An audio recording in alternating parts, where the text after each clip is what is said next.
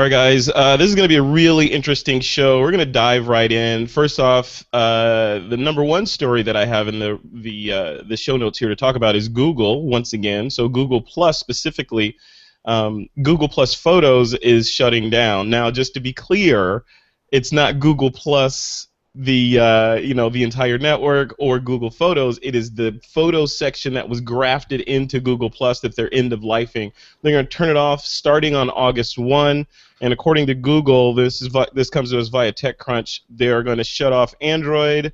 Then shortly thereafter, the web and iOS versions will go off. So. First off, Jefferson Graham, like I said in that intro there, you are a friend of the show. You do Talking Tech for USA Today. You're plugged into all kinds of stuff. We haven't talked about Google Plus at all, even though we've been friends for, I don't know, 5, 6, 7, 10 years or whatever.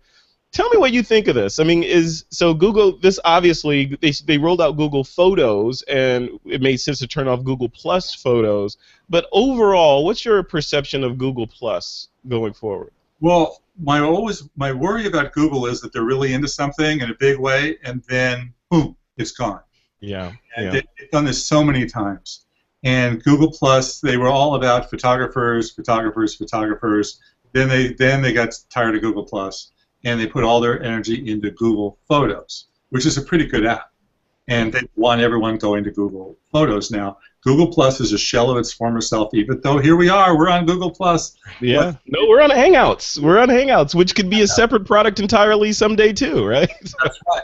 And Hangouts still exists, which is cool. You know, it was inevitable when at the I/O conference when they announced Google, when they announced the Google Photos app that this was going to happen. It was inevitable, even though they denied it at the time. It's sad, but it's Google. Yeah, they put a lot of resources into it.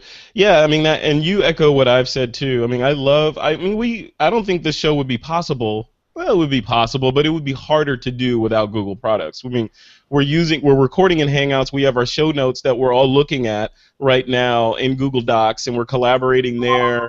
I mean, my email is through Google. I mean, there's a lot of Google in my life, right?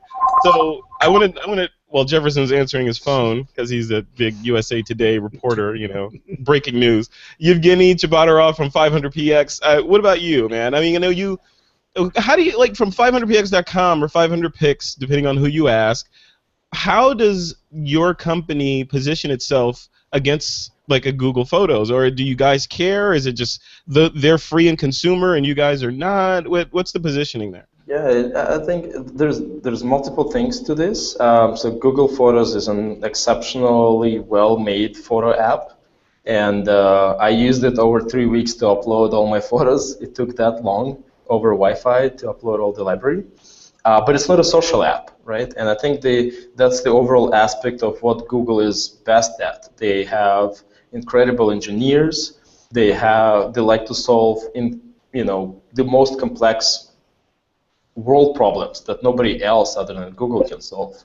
But they don't get the social aspect of that.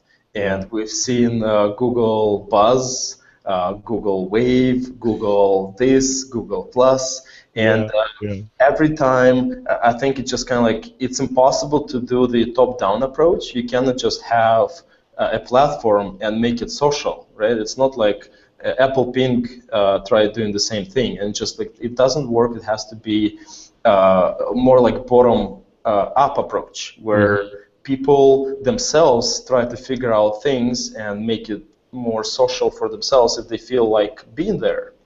Yeah. So I think overall, and that's where Hangouts are coming from. You know, it was the integrated product, and eventually we'll see it as a separate app or as a separate kind of like piece of software. And Google Photos is a separate software. And Hangouts is actually a separate software now. Yeah, so there's corporate clients using Hangouts and things like this. So like eventually, it just will become like pieces of platform that just work for some clients, and people like will use it separately. Yeah. It's software. It's different pieces of software running on an operating system, which is Google. Exactly. You pick and choose which apps you need. Lee Herbet, what about you, man? Where do you weigh in on all this? Google Plus and the Photos piece of it. Are your photos in Google Plus? Do you care? What do you think?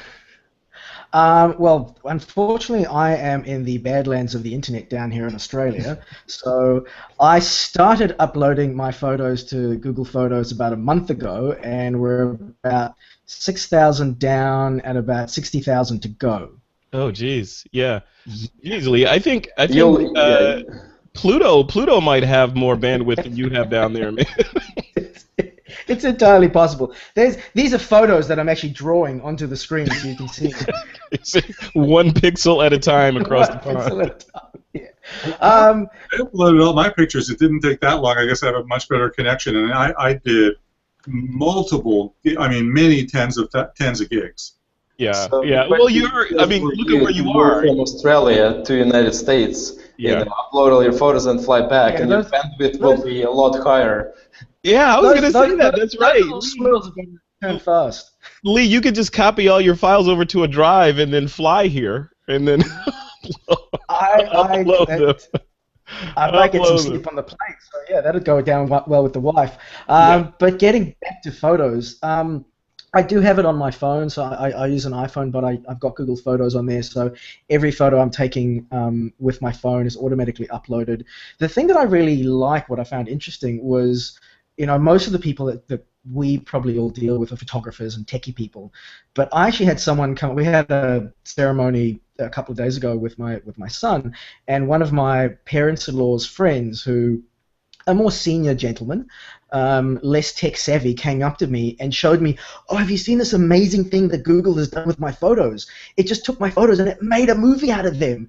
And I think, us professionals kind of look at it and go, me, it's not that impressive. But for majority of people, it's magic.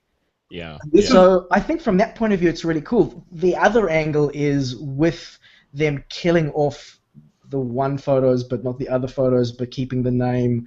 It's like when I was working at Apple and the new iPad was the new iPad, but the old iPad was still, oh god, name and marketing. Yeah. I think it's just. Go ahead, Jeff. I was just wondering how your audience feels about what happens on Google Photos. Yes, you can upload all your pictures for free, but when you download them, they're what are they? Half the resolution, a quarter of the resolution. I mean, we're talking about major resolution downgrades. I haven't had any bad situations, but I'm shocked sometimes to find a 300 kilobit photo that was at one time 10 megabytes.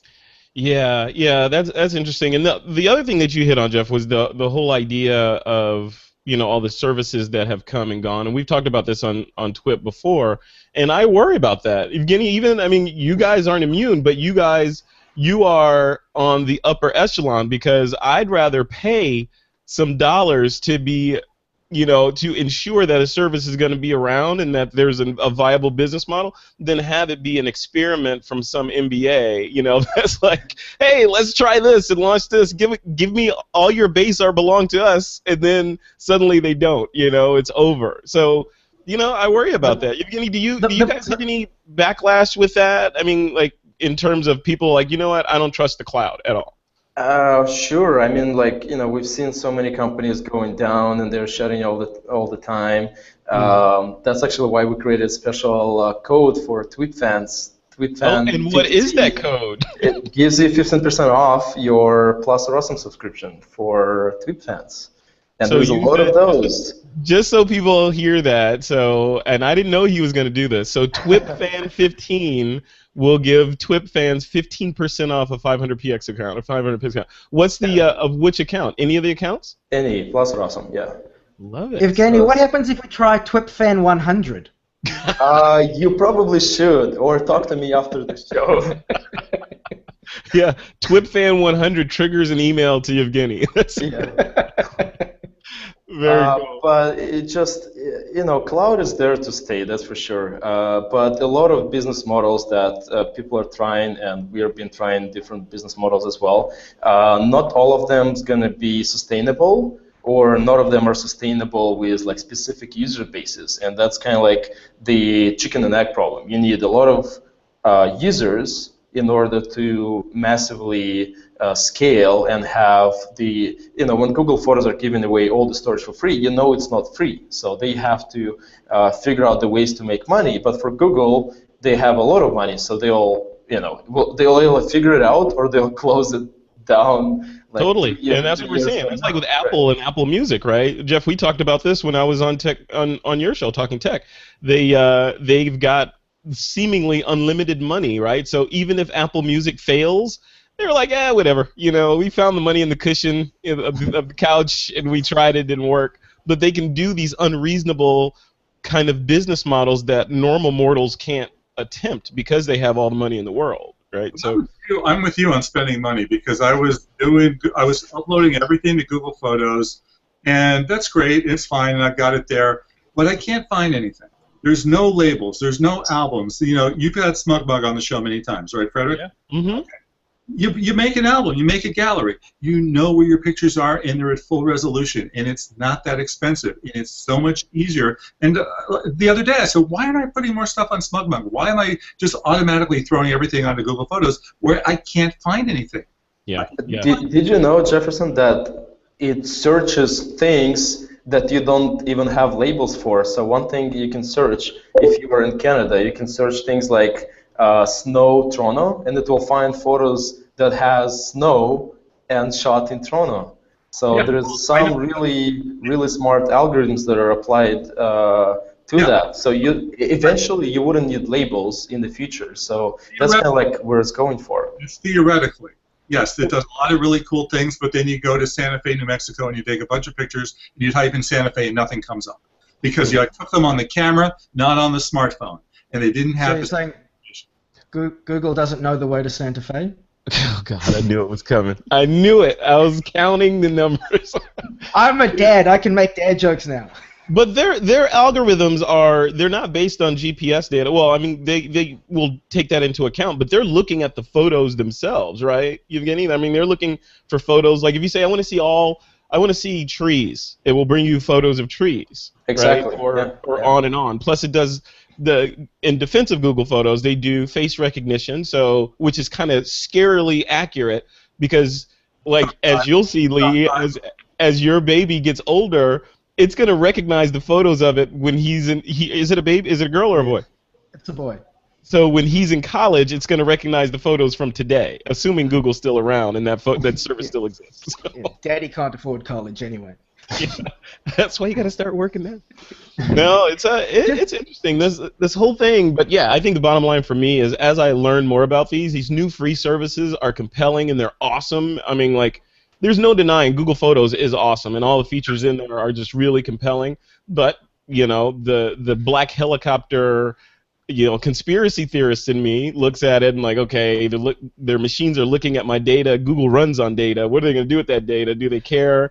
Can I trust them? I'm sure I can, but I trusted Target too, and they, So the thing is, there's two things on that. If I can just go back a step, Frederick, you and Jeff are talking about, you'd rather pay for something, and I think definitely for paying you probably get better features.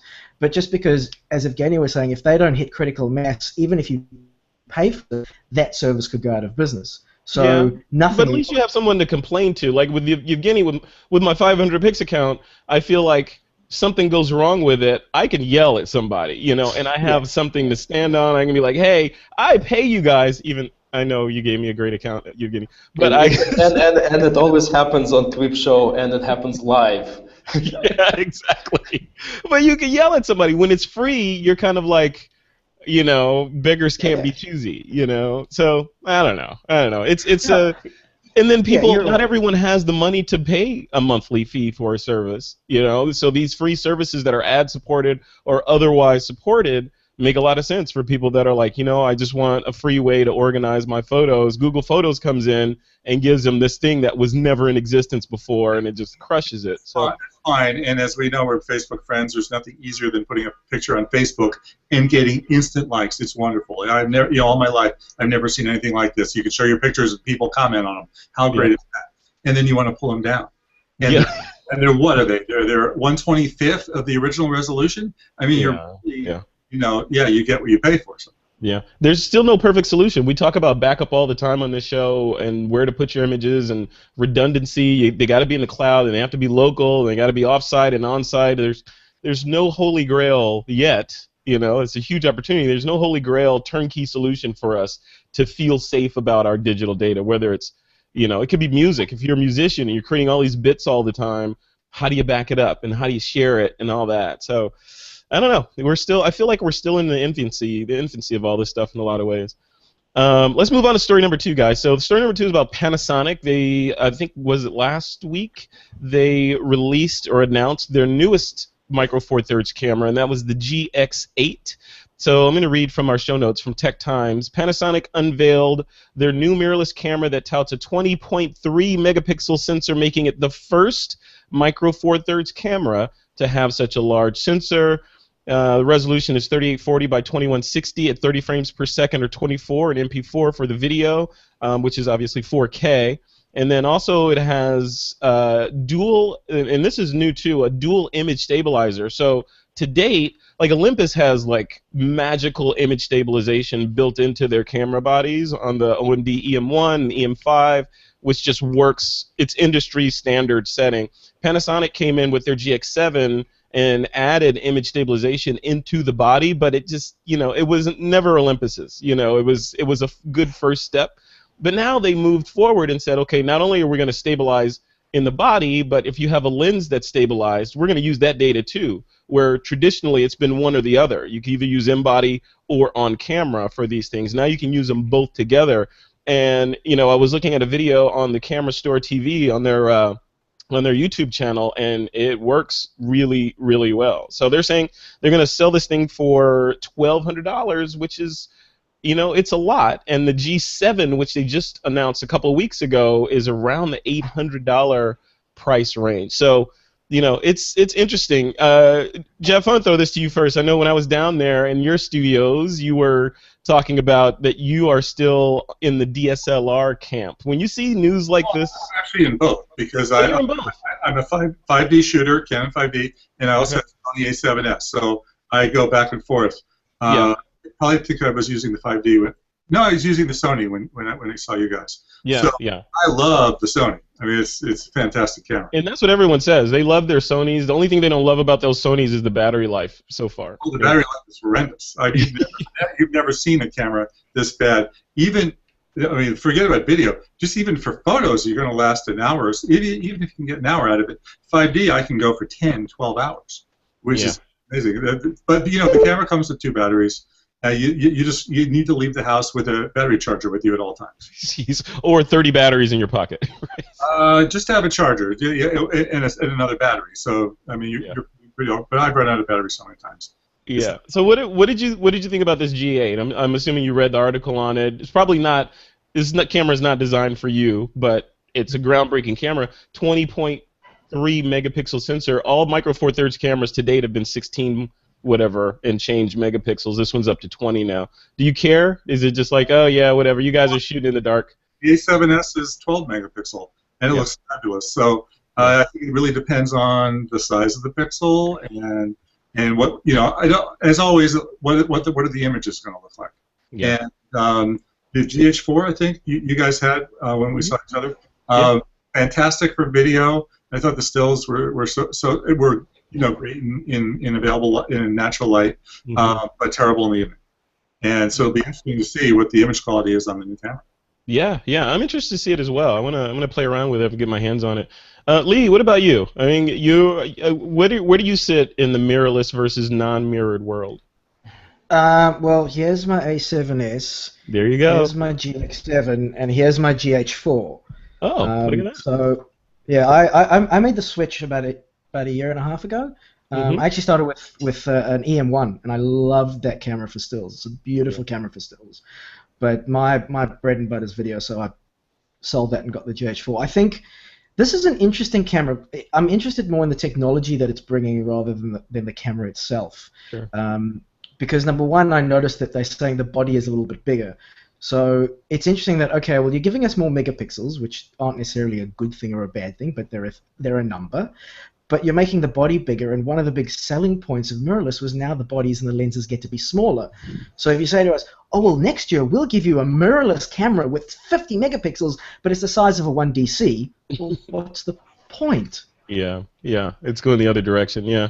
I think who was it on the show? I forget who it was. Might have been Joseph Linaschke or someone was saying that initially the big selling point for mirrorless was that it was the weight savings and the size and all that stuff, and that's still true to a very large degree, but that's becoming less and less the selling point as they add these new features and they get big and glass gets bigger. It's just becoming, hopefully one day we'll just get to a point where all these cameras are just called cameras and you don't have to distinguish that it's a mirrorless camera.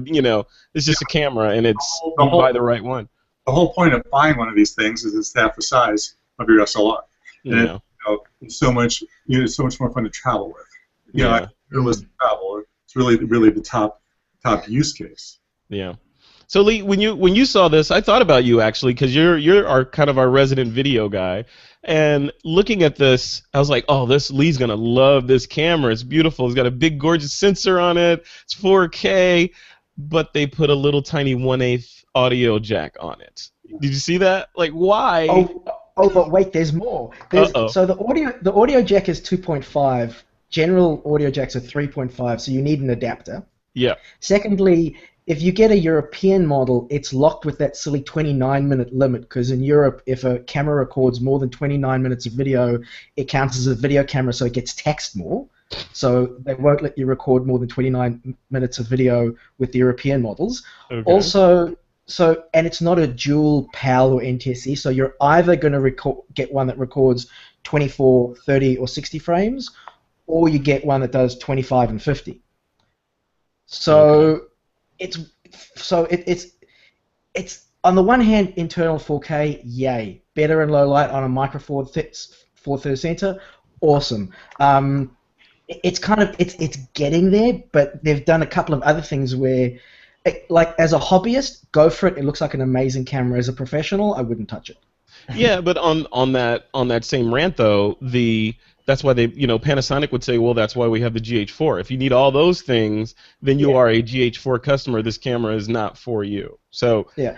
But what's interesting, the thing is, like again with 4K, although Panasonic's been really good, like the 4K that comes out of my A7S, which you've got to get externally, the files are pretty big. That's something that people don't think about when they talk 4K, that your files get pretty big, your computer needs to be fairly grunty, you're going to need more hard drives. Having said that, Panasonic, I know the GH4 files are relatively about the same size as the video that you get out of 5D Mark III. Yeah, but Lee, how is the video quality on the 4K GH4 versus the 4K on the A7S? Well, that's interesting because if you're going internally, they're about the same. But externally, the GH4 will actually output 10-bit via HDMI, whereas the Sony A7S is only 8-bit all the time.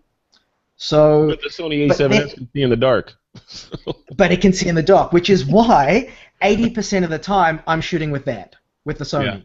Yeah. So, I wish I could somehow get these two together in a room and some Barry White music and get a camera out of these two, because that would be like the perfect camera, but there is no such thing. Yeah. Please ask one Sony question, please. What lenses are you using with the A7S? Because that's the area they need a lot of improvement on. Mm-hmm. So slow lenses.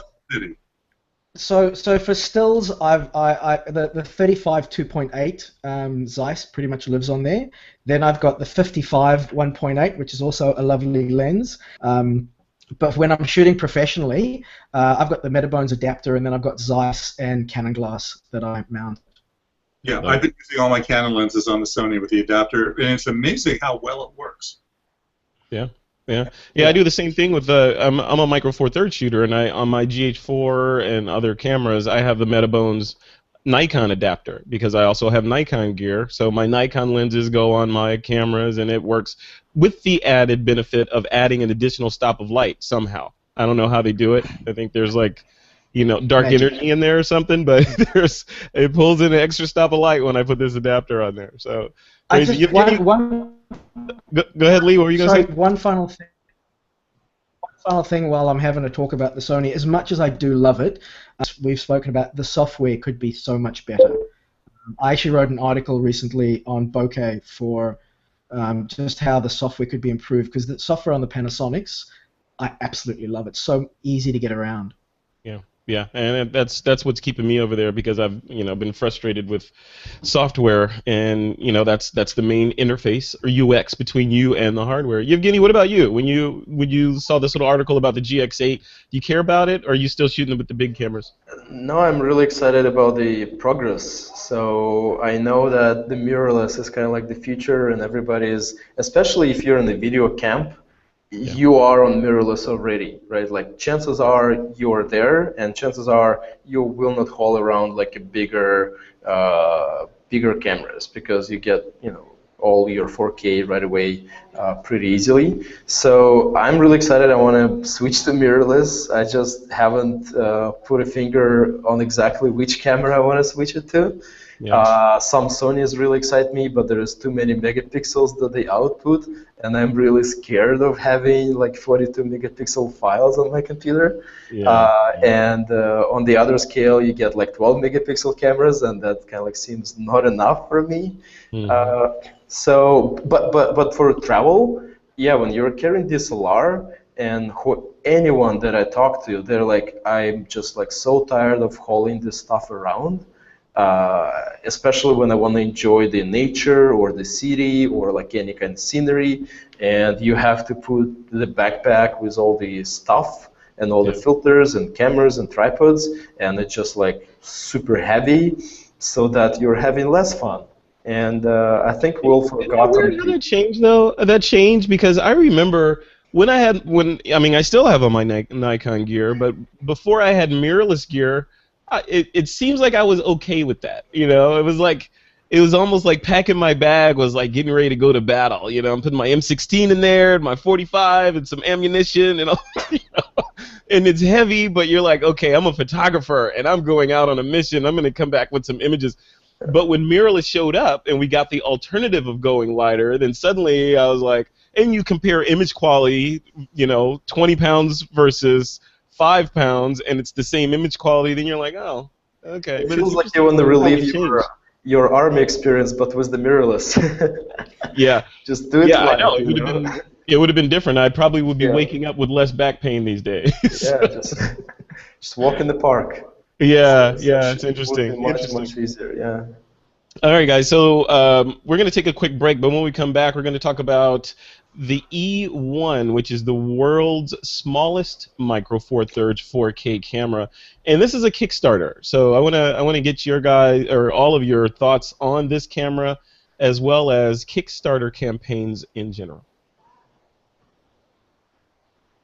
All right, guys, let's jump into this next story, and this is about the E1. It's the world's smallest micro four thirds 4K camera. This comes to us from Petapixel, and they say it's not every day that a startup company launches a new camera to challenge the likes of heavyweights like GoPro and Panasonic, but that's what the Las Vegas-based company Z Camera is doing. They unveiled the 4K capable E1, the world's smallest micro four thirds camera that combines the size of a GoPro with the interchangeable lenses of mirrorless cameras. And then they go on to cite some specs, which we'll put in the post. So, Lee, video, man. I mean, when you saw this, well, first of all, let me give you my thoughts on this. When I saw it, first I saw it on Petapixel, and I looked at the Kickstarter, and I was like, oh, wow, that's cool. I could add that to my arsenal of things that I use, since I already have lenses. It's awesome. Then I saw it was a Kickstarter, and I love Kickstarter campaigns, and I love what they're doing, but I look at them like, like empty promises until they actually show up. So, Lee, what do you think? I mean, were you excited about this, and how do you feel about the Kickstarter aspect of it? I think Kickstarter is like investing in the stock market. It's legalized gambling. Yeah, totally. Yeah. So, I think a lot of people don't understand that you're not actually buying the product. You're investing, and that investment might pay off, and it might not. Yeah. Excuse me. In terms of the camera, my first thought was, that's cool, shut up and take my money. Yeah. But then when I actually thought, and again, I'm going to come across as such a new camera curmudgeon, but then I sat down and thought about it, and I was a bit mature and reasonable, and I thought, okay, well, it almost looks like a GoPro, and the really exciting stuff about GoPros is you can stick it in places that if it gets destroyed, you're not too upset about it. Yeah. And it's easy to just pull out of a bag, stick onto something, hit record, and you get something amazing or not. Whereas this, I'm now putting on potentially, $1,000, $2,000 lenses. Am I going to be that confident about sticking it onto a skydiver and just seeing what happens? Mm-hmm. Yeah. So. Oh, and nor can you focus the camera when it's falling down. Yeah. Yeah. There you go. Well, when your chute doesn't open, the last thing you care about is focus. Depends on who you are, True. Batman. Yeah. Interesting. Yeah. I like that. Yeah. Yeah, I'd love to get one. If I had the disposable income to just go ahead, let's buy one and see what happens, I'd love to get one of these and have a play with it because it looks like a really cool concept, but I'm not sure what I would use it for that I can't use a GoPro for. Yeah, that's kind of where I netted out too, because we're seeing these small cameras show up, like this thing, the DxO talked about, they announced their DxO1 that clamps onto your cell phone. There's all this, it's like vogue to be small now, right? So, Jeff, and no jokes, Lee, I know you're going to say something. So, Jeff, when you saw this, I'm thinking, as we're preparing for the show, I'm thinking, okay, Jeff's going to have something to say about this because you're the quintessential multimediaographer. You're shooting stills, you're doing a podcast, you're recording video, you're editing stuff, you're all over the place. When you see something like this, do you see a place for it in your workflow? Well, first of all, when it comes to Kickstarter, wearing journalist hat, I'd sort of knock it out because I'll believe it when I see it, when it's available as a product. Okay. Yeah. Then I get so much stuff that I just have to focus on what's real in that. Yeah. I just got the Olympus version of what you were just talking about. Just came yesterday, where you plug it into the iPhone and the lenses on it. It's similar to the DxO thing. Yeah. But why not bring your camera out? Every time you have one of these things, you're turning your iPhone into an SLR, basically. Why not just use your SLR? Yeah. The iPhone's great for taking snapshots outside on a nice day. The camera can do so many wonderful things, and if you're going to turn your iPhone into a camera, then just shoot on the camera.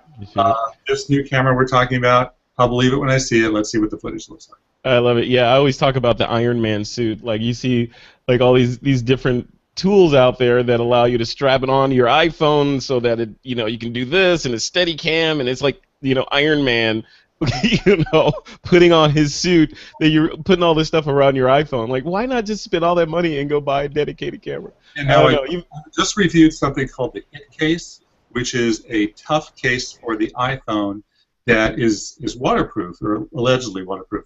And they want to be GoPro. They want to be the GoPro of the iPhone world so badly. They've got all these little mounts. You can mount it onto a bike. You can mount it onto here. You can have a tripod mount, and they're going to make all this money selling you mounts. Okay, so like we were talking about, where you put a GoPro on your helmet and you jump out of an airplane, if the GoPro screws up and falls, so what? You're like, bummer. Oh, well. Yeah. So what? If it's your iPhone and it's your life and it falls through the air, you're not going to be very happy. And I can tell you with this Hit Case thing, it filled up with water 3 times in a row. Oh, good. It's supposed to be waterproof, but it's not. And that was my iPhone 6 Plus. That was it. Yeah. I hear you. That's a fundamental flaw. Right? Plus. That's a fundamental flaw in these business models where you're like, okay, use your iPhone for everything. And, you might need to get a call from your pregnant wife on it, too. So it's okay. Evgeny, what about you, man? I mean, when you saw this thing, this Micro Four Thirds E1, the world's smallest Micro Four Thirds camera to shoot 4K, did you get excited?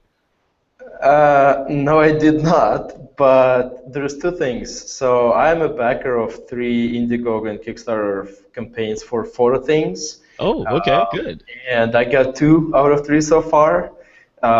So one is still ongoing and it's been delayed for a year. So it's kind of like, pretty sad, but I'm hopeful. And I bought recently the Moment lens, so another Kickstarter project, which I enjoy a lot. So, but in general, I think that both Moment lenses and E-camera, E1 camera, and DxO are just kind of like marginal pieces of equipment. and they would be lucky to sell 10 or 20,000 units throughout like a year or two, because it seems like you have a market of people who are unsatisfied with their iPhones and want something else, and have a lot of income to spend on kind of like extra tools which may or may not work for them. And especially like if they're not just toys but actually tools that will be helpful to them, and they would love them and they would use them months in and months out. So I think a lot of those tools will ultimately fail. Like, no, I don't want to call any specific ones, but I just think we're just going through a lot of innovation and a lot of just testing and trying different things. So I hope that they will succeed enough so that we'll see like version 2 and version 3. And so they will be, and I do invest my own money into some of those, so that I want to see them succeed, because without putting money in, well, there will be no second version, right? Totally. Yeah. That's why you have to buy Apple Watch even if you don't like it. Exactly. Yeah, Lee Just show see the second one. Yeah. Okay. So I want to transition this conversation a little bit. This is not in the notes, but I want to get your thoughts on this. So we see all this innovation. Like we're talking about the DX01. We're talking about this camera, this Z micro four or E1 micro four thirds camera. GoPro with their new sessions that just came out a couple weeks ago. Their new form factor. So they're continuing to push that forward. We're seeing the Panasonic pushing the micro four thirds format. It goes on and on. Olympus, Fuji, all these guys are innovating and doing cool stuff, and it keeps the shows like this alive, and we're doing stuff, and it's exciting to talk about, and it's even more exciting to use this stuff and go out and make cool images. Sitting on the periphery, I feel like, are the big guys, and I want to know what's happening there. Lee, let's start with you. Whatever happened to Canon? Right? Exactly. Canon and Nikon, all these parties are happening. It's like Burning Man is happening, and everyone's at Burning Man, and they're like, sitting at home watching Netflix. What's going on? Lee, what's happening? Well, if you remember the last time I was on, I believe, was it Nikon who came up for a camera for your dog? So, you can't say that they're not innovating.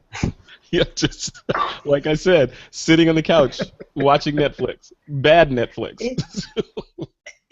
Yeah. You know what? Let's try and be diplomatic, and I'm going to try and be diplomatic, and I'm going to try and be nice.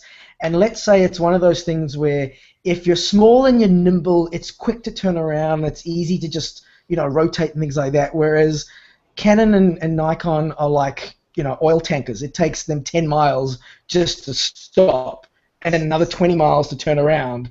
And by the time they've done that, we're using solar energy already, so we don't need the fuel in there. So you're giving him a pass. You're giving him a pass for that. It sounds like you're in high school and you're grading on a curve.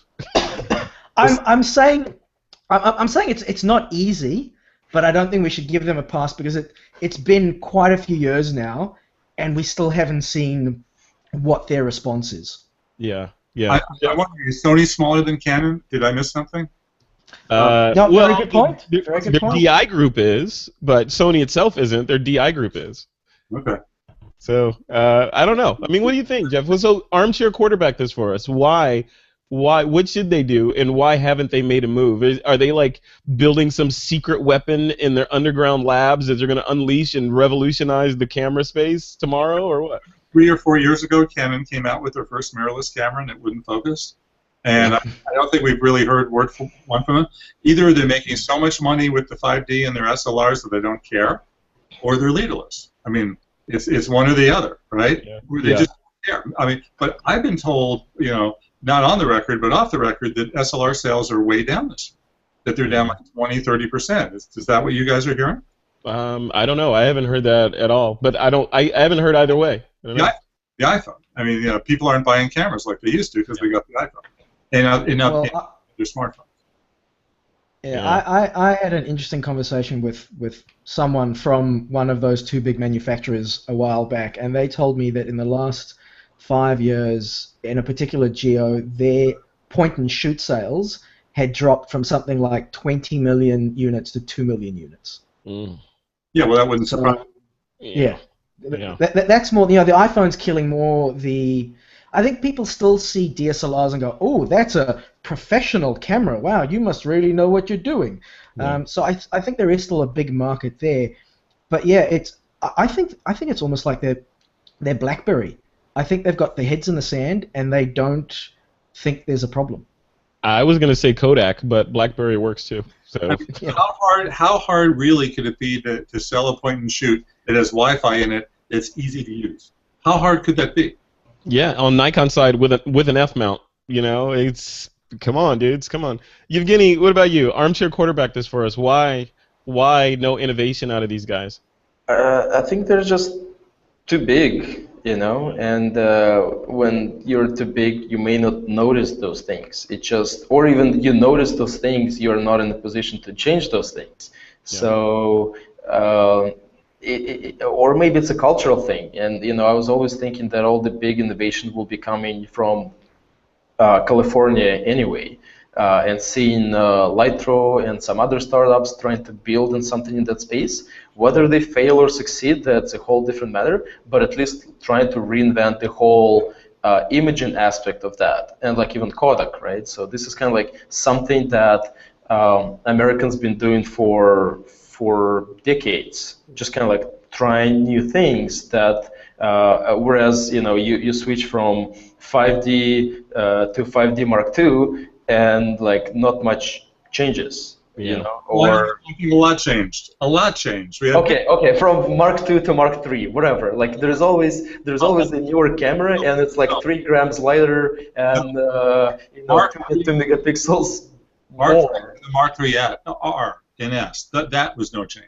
Okay, and like there's always like those generation cameras that change just so slightly. And actually, a couple of years back, I had this question, and I went to DP Review, and I looked at 10 years of one point and shoot camera, and the only thing that changed is the megapixel count.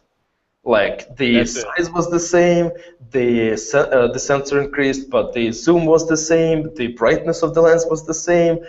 And just like, what is going on? Like you add Wi-Fi in 5 years, and you add 5 megapixels to the sensor, and like you sell it for more.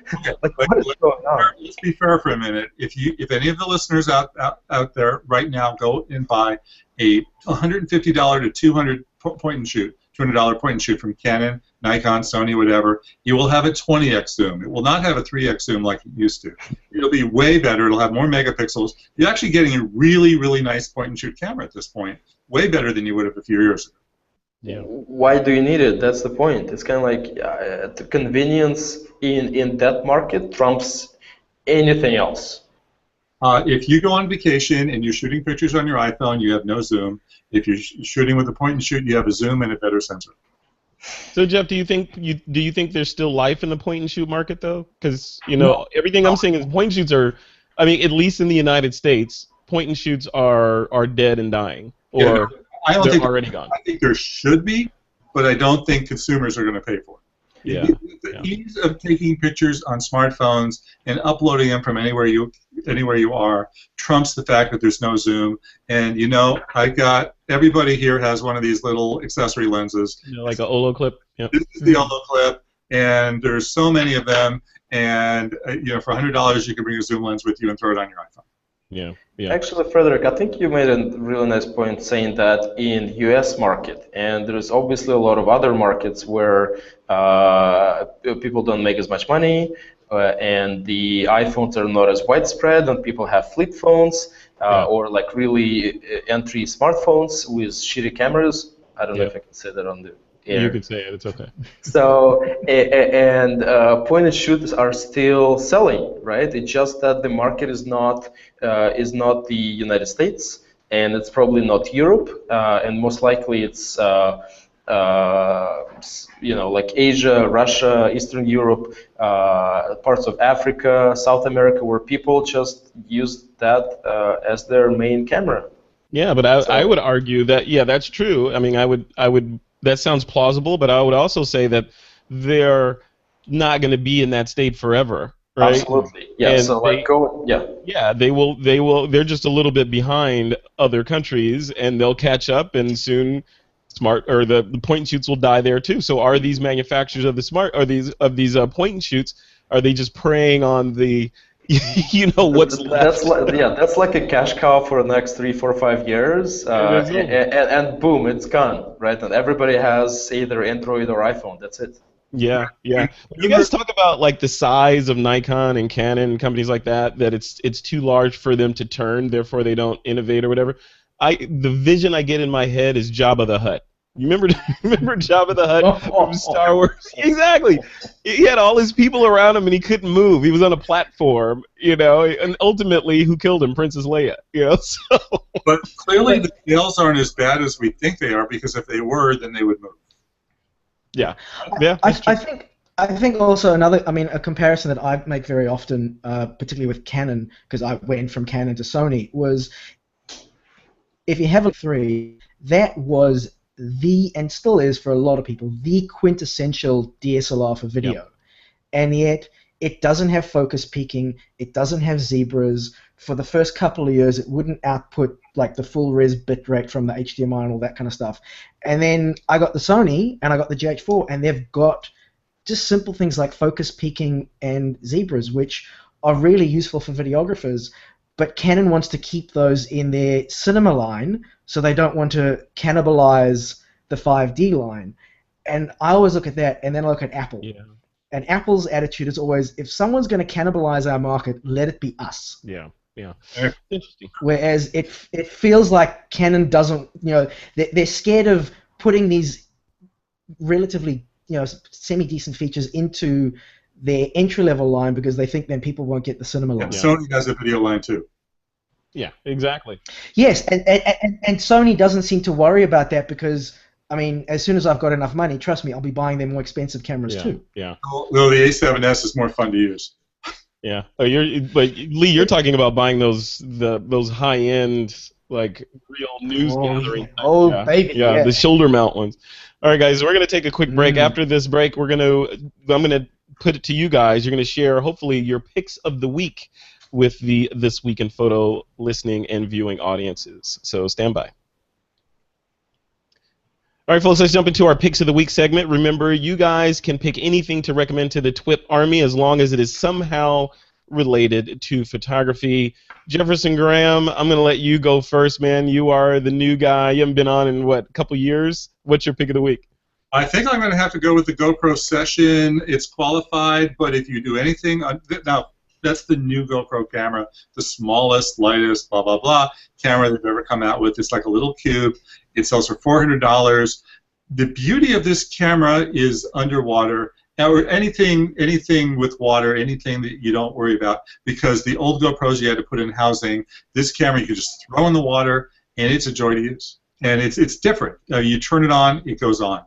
It starts recording. And then you turn it, your shutter button turns it on and off. So it takes a while to get used to it, but it's a lot of fun to play with. Love it, love it.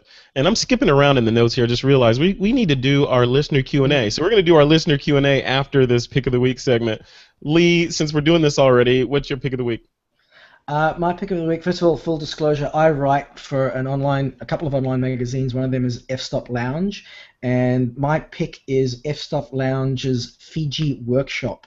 So they have organized an amazing photography workshop in Fiji in October, and if you go to the website over the next 8 days or so, they're actually giving away a free spot, all expenses paid. Nice. So they will cover your flights and accommodation and the 3-day workshop to Fiji. That's quite a pick. Yeah. So I need off that. You go. Yeah, off you go. I need that. Can I go and audit it, you think, and just kind of like cover it for 20 Hey, look, I'll put you in touch with the editors. Let's see what we can make happen. Yeah, hey, make it happen.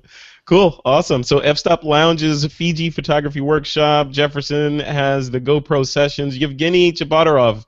What's your pick? And Lee, I know a lot of really talented people are going to that Fiji workshop, so I'm really jealous whoever's gonna win that. Really jealous. Me too. Both location and the crowd that's gonna be there. And I talked to a few people. It's just gonna be amazing. So. You see, I'm jealous. Yeah, yeah. But for my pick of the week, it's going to be full disclosure Variant Pixel related. We are relaunching the whole new design pretty soon, and the whole new iOS app. So with this, we also launched a special promo with Blurb, and you probably know Blurb. They are your customized personal photo book store, and I used to print quite a bunch of books that I would give as gifts to my friends. So if you pay $25 a year for a Plus account, you'll also get $25 Blurb coupon that you can send for your personal book. So basically, you get the account for free, and that's only for this month. So it's a limited time offer. And wait a minute. So wait. So I'm doing some math here. So I could theoretically get the Blurb book and get my Plus account for free. And then if I use my TWiP Fan 15 coupon, where does that go in? Do you like send me money or what? I think we will figure out the infinite economy loop where you just input $5 and you get 10 back, That's and that goes on forever, and you're just gonna get more and more money. That's what I'm looking for. I'm trying to find that loophole. That's what's gonna save the economy. Love it, love it. So people can get that discount at 500px.com/upgrade, right? Yep, so no coupon needed, and if you use TWiP Fan 15, you'll get extra 15% off. Awesome, very cool. All right, real quick, fan of the show, or actually a TWiP host, one of our new hosts, has this new book out, Rick Salmon's Creative Visualization for Photographers. Awesome book. It's a very easy read. I think Rick has, I don't know, something like 1 million books out. I think that's probably one of his best books yet. So definitely check that out. It's called Rick Salmon's Creative Visualization for Photographers. And keep an eye on the TWiP network because his and Juan Pons' podcast will be launching on the TWiP network very soon. It's called The Digital Photography Experience. So lots of stuff happening over here. All right, guys. Let's do our listener Q&A. This is an interesting question. This is why I want to make sure we didn't skip this because this is for you, Evgeny. This week's question is from Andrew Slater. He says 500px recently released an app for model and property releases. I was wondering if you guys are going to review the app and provide any opinions. I have not tried the app, so why don't you give us an overview of what it is, Evgeny? Oh, I thought you would give some feedback on that app. No, I haven't tried it yet. This is the first I've heard of it. I want to try it after the show. Yeah, what happened is that we launched Prime, where you can license your photos, make money, and we looked at other model release apps that are out there, and they are $10, $12, $14 each. And they haven't been updated since the first or second iPhone came out, basically since the launch of the App Store. They looked really ugly, and they cost a fortune. And we're like, we can probably do a really nice free model release and property release app that is optimized for iPhones and iPads, and that's what we did. So this is a free app. It uses the standard model release template. You don't have to use it for Prime, but it's specifically optimized for Prime, so makes your releases fully legal and fully compliable with our service. But you can use it for other licensed services as well. So like there's no obviously obligation to use it there. And that's it. It works for iPhone, iPad, totally free, and you can search 500px releases in the App Store. And I mean, it works pretty well. It generates you PDF form. You sign it with your finger, and you give it to the model or the property owner. They sign it with their finger, put some details in it, and it generates PDF that you can send over and just supply when you need it. Super simple, and it works. Jeff, you're out in the field shooting from time to time. Do you ever find yourself in need of a model release? Would you use an app like this? Yeah, I would. As journalists, we don't generally do releases. But if I was, that would be great because who has a printer by their side? I know. Or you keep a bunch of paper in your bag. I know Lee Herbet is probably downloading the app right now. So I've been using it. Oh, nice. What do you think of it? Yeah. No, it's great. Evgeny, I did have one of the older ones that has not been updated, and as soon as yours came out, I was like, yeah, this is better. Let's go with this. Very cool. It just And looks it's- nicer. Yeah, it just looks nicer. All right, it's on my list to download after the show. Love it. Cool. Awesome. Well, thanks for putting that out, Evgeny, and making it free. No, you're welcome. All right, guys. We're at the end of the show. Before we sign off, Lee, what do you have coming up other than changing diapers and losing sleep? Well, I've got some workshops coming up in the next couple of months. So if anyone wants to go to capturingpassion.com and head over to the training section, you can see the workshops that I've got coming up. Mainly are the ones for teaching photographers, but anyone who wants to learn how to improve their video production skills and editing skills, come on down. So we're doing those in Melbourne and in Sydney. And not that anyone can join this, but I'm shooting a couple of short films in the next few months, which should be a lot of fun. I'm doing one with a whole bunch of stuntmen, which is going to be really cool. So there's going to be a lot of parkour and jumping around and fight scenes, and I'm really looking forward to being the director of photography on that. Very cool. Yeah, I'm just a little known fact. I'm a parkour sort of expert, and I'm running around San Francisco from time to time. Evgeny, while you're there, just look up. You may see me jumping across buildings. So that was you. that was me. That was me. Yeah. I kid. As if I had to say I kid. Evgeny, what about you, man? What do you have coming up? So from the personal things, myself and Michael Bonacor, that some of you might know, we are heading to Iceland and shooting a short movie about the guy who is known in circles as Mr. Iceland, because he's responsible for more than half of the top Icelandic images that are on 500 pixels. So it's going to be a lot of fun, and we're just like writing a script and all this putting things together. So it's going to be chaos, but really exciting in early August. So I'll be periscoping live from a lot of places while we're struggling and painfully looking for all the magic places in Iceland. So it should be fun. I love it. Hey, look, while you're in Iceland, look up Rebecca Gudlafsdottir. She's been on TWiP a couple of times. I'll connect you with her. But she's local to Iceland. Really? And, yeah, and she's prolific on Flickr and also her own site for doing sort of these multiplicity type images where she appears in the image multiple times in cool places around Iceland. Yeah, so yeah, I'll hook you up with her. You should look her up.